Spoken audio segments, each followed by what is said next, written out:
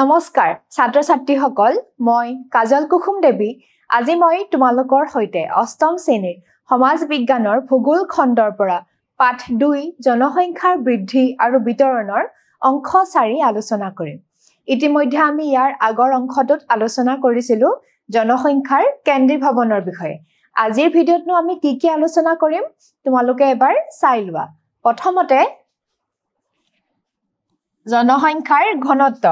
জনসংখ্যাৰ ঘনত্ব কি আৰু অঞ্চলভেদে জনসংখ্যাৰ ঘনত্ব বেলেগ বেলেগ হোৱা দেখা যায় এই সম্পৰ্কে আমি আজিৰ ভিডিঅ'ত আলোচনা কৰিম দ্বিতীয়তে তোমালোকে কিনো জানিব পাৰিবা জনপ্ৰব্ৰজনৰ বিষয়ে অৰ্থাৎ প্ৰব্ৰজন কি আৰু প্ৰব্ৰজনৰ আঁৰত কি কাৰক জড়িত হৈ থাকে এই সম্পৰ্কে আমি আজিৰ ভিডিঅ'টোত আলোচনা কৰিম এতিয়া আজি আমি প্ৰথম টপিকটোলৈ আগবাঢ়ো জনসংখ্যাৰ ঘনত্ব যাক ইংৰাজীত কোৱা হয় পপুলেশন ডেন্সিটি জনসংখ্যাৰ ঘনত্ব মানে হল এখন ঠাইৰ প্ৰতি বৰ্গ কিলোমিটাৰ এলেকাত কিমান মানুহে বাস কৰে হেয়াই হল সেই ঠাইখনৰ জনসংখ্যাৰ ঘনত্ব জনসংখ্যা ঘনত্ব কেনেদৰে উলিওৱা হয় সেই ঠাইখনৰ মুঠ জনসংখ্যাক যদি ঠাইখনৰ মাটিকালিৰে হৰণ কৰা হয় তেতিয়া জনসংখ্যাৰ ঘনত্ব পোৱা যায় এতিয়া সোৱা প্ৰত্যেক ঠাইৰে জনসংখ্যা কেন্দ্ৰীভূত হোৱাৰ এটা নিৰ্দিষ্ট সীমা থাকে কেতিয়াবা তোমালোকে চাবা যে এটা সম্পদহীন বিশাল অঞ্চলত জনবসতি কম হোৱা দেখা যায় তাৰ তুলনাত আকৌ সম্পদৰে ভৰা এটা সৰু অঞ্চলতো বসতি অধিক হ'ব পাৰে তাৰ আৰতো বহুতো কাৰক জড়িত হৈ থাকে এতিয়া সোৱা কোনো ঠাইৰ জনসংখ্যাত ধাৰণ ক্ষমতাৰ হোৱাৰ এটা নিৰ্দিষ্ট সীমা থাকে একেবাৰে সম্পদ নথকা বৃহৎ অঞ্চলৰ তুলনাত পৰ্যাপ্ত সম্পদ থকা সৰু সৰু ঠাইত অধিক লোকে বসতি স্থাপন কৰে ফলস্বৰূপে ঠাইখনৰ মাটিকালি অনুপাতে বসতি অধিক হৈ পৰে মানে যেতিয়া সম্পদৰে ভৰপুৰ এটা অঞ্চলত অধিক মানুহে বাস কৰিবলৈ লব তেতিয়া কি হয় মাটিকালিৰ তুলনাত সেই ঠাইখনত জনবসতি ঘন হোৱা দেখা যায় আকৌ সম্পদহীন অঞ্চলত বিশাল অঞ্চল হলেও তাত জনবসতি বেছি হোৱা দেখা নাযায় সোৱা কোনো ঠাইৰ জনসংখ্যাৰ আকাৰ মাটিকালি সংখ্যাত প্ৰকাশ কৰিব পাৰি আৰু এইদৰে সেই ঠাইখনৰ জনসংখ্যাৰ ঘনত্ব নিৰ্ণয় কৰিব পাৰি হয়নে এই মাত্ৰ মই কলো তোমালোকক যে সেই ঠাইখনৰ জনসংখ্যা অৰ্থাৎ মুঠ জনসংখ্যাক আমি যদি মাটিকালিৰে হৰণ কৰো তেতিয়া সেই ঠাইখনৰ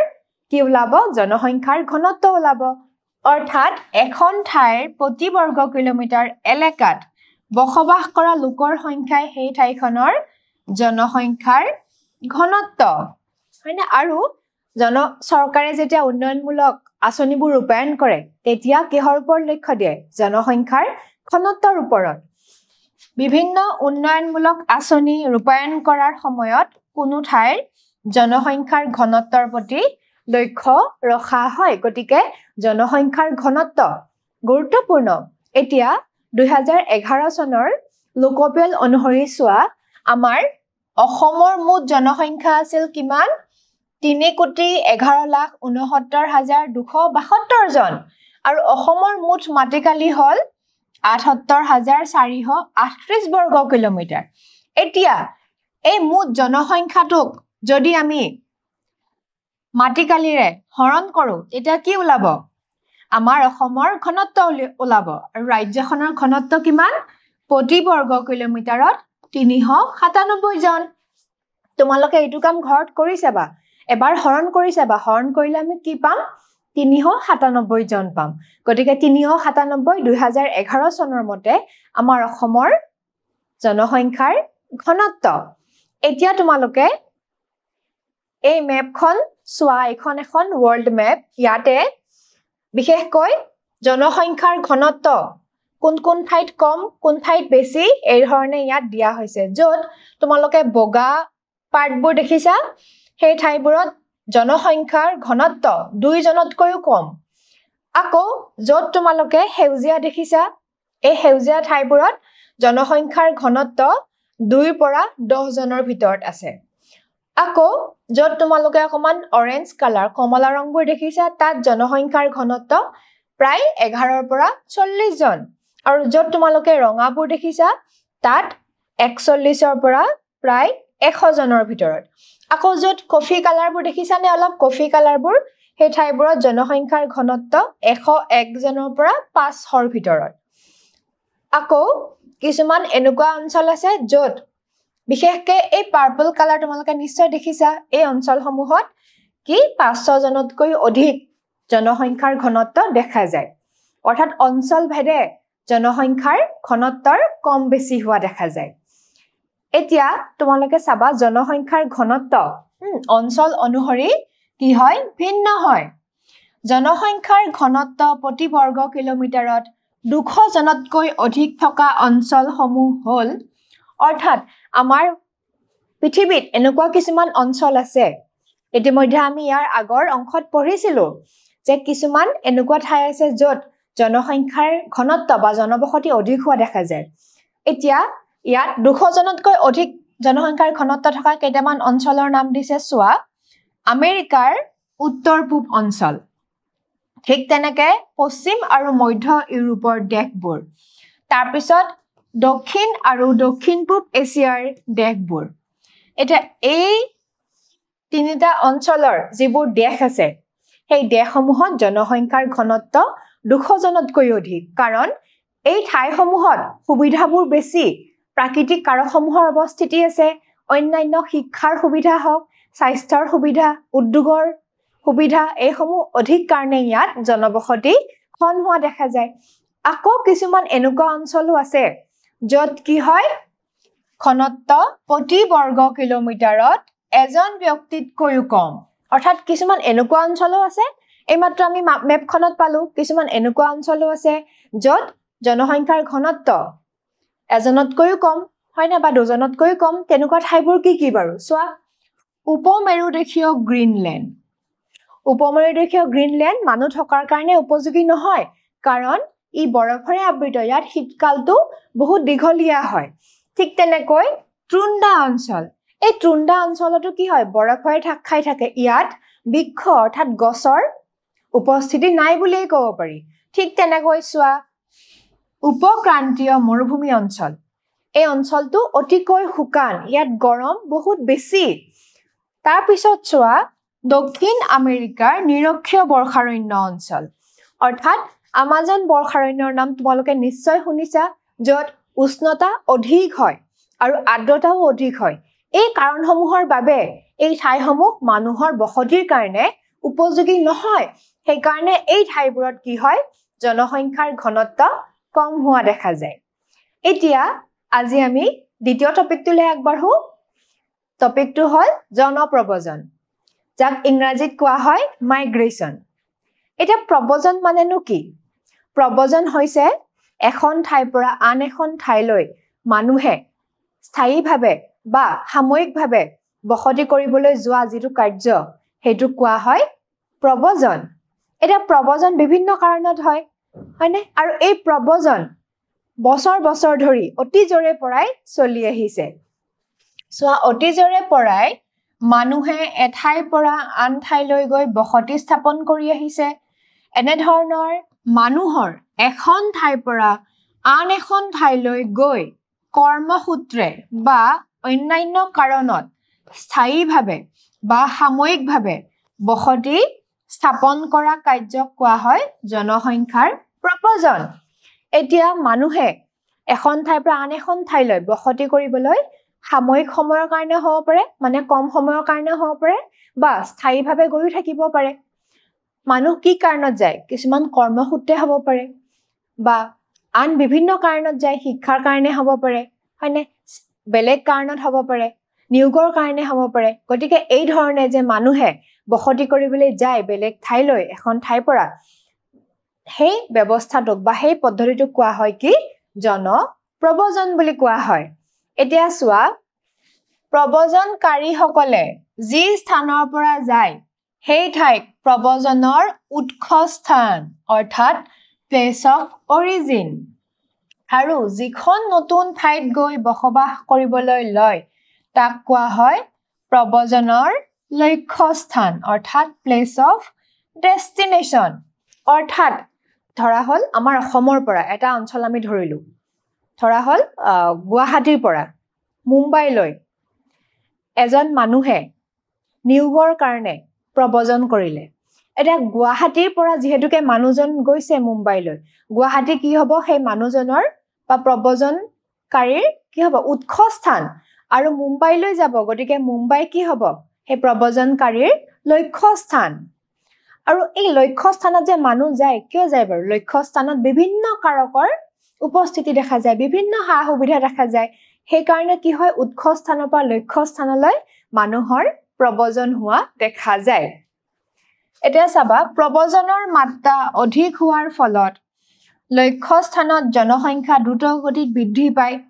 আৰু ইয়াৰ ফলত কি হয় সেই ঠাইৰ মাটি আৰু অন্যান্য সম্পদৰ উপলব্ধতাও হ্ৰাস পায় এটা যেতিয়া লক্ষ্য স্থানলৈ মানুহৰ প্ৰব্ৰজন হ'ব অধিক মাত্ৰাত মানুহ যাব সা সুবিধাসমূহ ল'বলৈ তেতিয়া কি হ'ব লক্ষ্য স্থানত মানুহৰ সংখ্যা বাঢ়ি যাব বসতি বাঢ়ি যাব তাৰ ফলত কি হ'ব বিভিন্ন সমস্যাৰ সৃষ্টি হ'ব প্ৰাকৃতিক সম্পদসমূহৰ ওপৰত হেঁচাৰ সৃষ্টি হ'ব মানে আন বিভিন্ন ধৰণৰ সমস্যাৰো সৃষ্টি হ'ব গতিকে যিমানে লক্ষ্য স্থানত মানুহ যাব সিমানে লক্ষ্য স্থানত বসতি বাঢ়িব আৰু তাত বিভিন্ন ধৰণৰ সমস্যাৰ সৃষ্টি হোৱা দেখা যায় এতিয়া চোৱা ইয়াৰ উপৰিও লক্ষ্য স্থানৰ কিছুমান ঠাইত ৰাজনৈতিক ভাষিক সাংস্কৃতিক সংকটৰ সৃষ্টি হয় আৰু যেতিয়া মানুহৰ এনেকৈ লক্ষ্য স্থানলৈ প্ৰব্ৰজন হয় তেতিয়া সেই ঠাইত কি হয় বিভিন্ন ভাষা ভাষী সম্প্ৰদায় ধৰ্মৰ মানুহৰ সংমিশ্ৰিত হয় গতিকে তাত কিছুমান সংকটৰ সৃষ্টি হ'ব পাৰে তাৰ ভিতৰত ৰাজনৈতিক সংকট ভাষালৈ সংকট হ'ব পাৰে সেই ধৰণে আন বিভিন্ন সাংস্কৃতিক সংকটৰ সৃষ্টি হ'ব পাৰে এতিয়া মানুহে কোনো ঠাইলৈ প্ৰব্ৰজন কৰাৰ কাৰণসমূহ এটা মানুহে যে প্ৰব্ৰজন কৰে কি কাৰণতনো কৰে চোৱা প্ৰথমটো হ'ল যুদ্ধ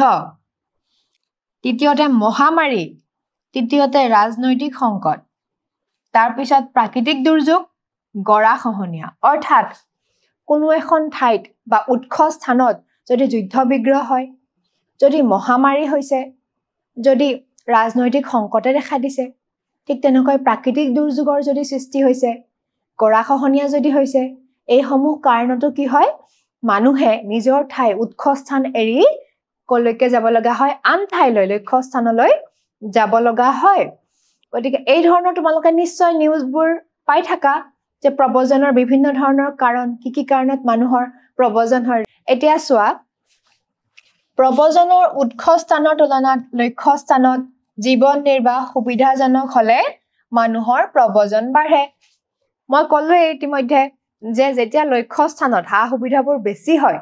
হয়নে তেতিয়াহলে কি হয় মানুহৰ প্ৰব্ৰজন বেছি হয় চোৱা গাঁও অঞ্চলৰ পৰা নগৰলৈ মানুহৰ প্ৰব্ৰজন হোৱাৰ কাৰণসমূহ এতিয়া আমিতো অলপ আগতে পালো কিছুমান কাৰণ কি কাৰণত প্ৰব্ৰজন হ'ব পাৰে তাৰ উপৰিও আন কিছুমান কাৰণ আছে যাৰ বাবে এখন গাঁৱৰ পৰা নগৰলৈ মানুহৰ প্ৰব্ৰজন হয় তাৰ ভিতৰত চোৱা উন্নত শিক্ষা হয়নে উন্নত শিক্ষা ল'বলৈ মানুহৰ গাঁৱৰ পৰা চহৰলৈ প্ৰব্ৰজন হয় কাৰণ গাঁৱত শিক্ষাৰ সুবিধাবোৰ বিশেষকৈ নাই গতিকে চহৰলৈ মানুহৰ প্ৰব্ৰজন হয় শিক্ষাৰ কাৰণে ঠিক তেনেকৈ নিয়োগৰ কৰ্মসংস্থাপনৰ সন্ধানতো গাঁৱৰ পৰা মানুহৰ চহৰলৈ প্ৰব্ৰজন হয় সুৰক্ষিত জীৱন গাঁৱতকৈ নগৰৰ জীৱন সুৰক্ষিত গতিকে নগৰত কি হয় মানুহৰ প্ৰব্ৰজন বেছি হোৱা দেখা যায় গাঁৱৰ পৰা ঠিক তেনেকৈ উদ্যোগ কাৰখানা নিৰ্মাণ কাৰ্য এই ধৰণে উদ্যোগ কল কাৰখানা বা বিভিন্ন ধৰণৰ নিৰ্মাণ কাৰ্যসমূহত কাম কৰাৰ বাবে বিভিন্ন মানুহৰ কি হয় গাঁৱৰ পৰা প্ৰব্ৰজন হয় অৰ্থাৎ তেওঁলোকে কৰ্মসংস্থাপনৰ সন্ধানত বা নিয়োগৰ সন্ধানত কলৈকে আহে চহৰলৈ আহি বাস কৰিবলৈ লয় গতিকে এই ধৰণৰ কাৰণসমূহৰ বাবে প্ৰব্ৰজন হোৱা দেখা যায় এতিয়া চোৱা এনে ধৰণৰ প্ৰব্ৰজন আন ৰাজ্যলৈও সম্প্ৰসাৰিত হ'ব পাৰে হয়নে বিশেষকৈ প্ৰব্ৰজন কিন্তু অকল গাঁৱৰ পৰা চহৰলৈ নহয় বা এখন ৰাজ্যৰ ভিতৰতে নহয় এখন ৰাজ্যৰ পৰা আন এখন ৰাজ্যলৈ হ'ব পাৰে হয়নে এখন দেশৰ পৰা আন এখন দেশলৈ হ'ব পাৰে গতিকে প্ৰব্ৰজন বিভিন্ন ধৰণৰ হ'ব পাৰে এতিয়া আমাৰ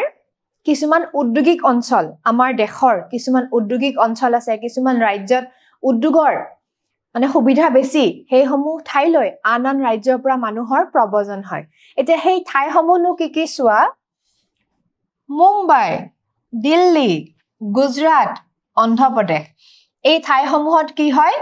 উদ্যোগিক ক্ষেত্ৰত সংস্থাপন বিচাৰি দেশখনৰ বিভিন্ন অঞ্চলৰ পৰা মানুহে প্ৰব্ৰজন কৰে এতিয়া এই ঠাইবোৰত কি হয় উদ্যোগৰ সুবিধা কল কাৰখানা এইবোৰ বেছি আছে গতিকে এই সমূহত কাম কৰাৰ কাৰণে কি হয় বিভিন্ন ৰাজ্যৰ পৰা মানুহৰ প্ৰব্ৰজন হোৱা দেখা যায় এইদৰে মানুহৰ এঠাইৰ পৰা আন ঠাইলৈ প্ৰব্ৰজন চলি আহিছে এইদৰে প্ৰব্ৰজন চলি আহিছে এটো অতীজৰে পৰাই চলি আহিছে আৰু এতিয়াও চলি আছে এটা আজি মই তোমালোকৰ লগত আলোচনা কৰিলো জনসংখ্যাৰ ঘনত্ব আৰু জনপ্ৰব্ৰজনৰ বিষয়ে এতিয়া তাৰ ওপৰত ভিত্তি কৰি কেইটামান প্ৰশ্ন দিয়া হৈছে প্ৰথম প্ৰশ্নটো তোমালোকে চোৱা অসমৰ মাটিকালি হল অসমৰ মাটিকালি আমি পাইছিলো অপচন এ ৭৭,০০০ বৰ্গ কিলোমিটাৰ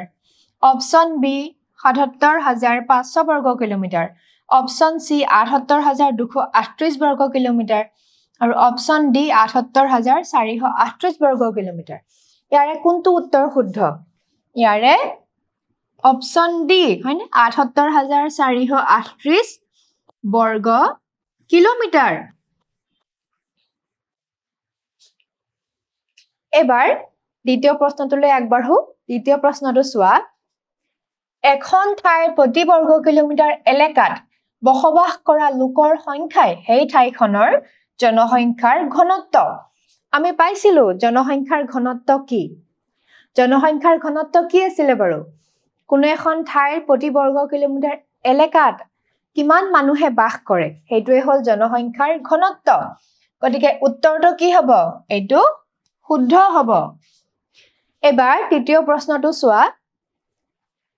প্ৰব্ৰজনকাৰীসকলে যি স্থানৰ পৰা যায় সেই ঠাইক প্ৰব্ৰজনৰ কি বোলে আমি পাইছিলো প্ৰব্ৰজনকাৰীসকল যি স্থানৰ পৰা যায় সেই স্থানক প্ৰব্ৰজনৰ উৎস স্থান বুলি কোৱা হয় অৰ্থাৎ প্লেস অফ অৰিজিন আৰু যি ঠাইলৈ যায় সেই ঠাইক কোৱা হয় প্ৰব্ৰজনৰ লক্ষ্য স্থান প্লেস অফ ডেষ্টিনেশ্যন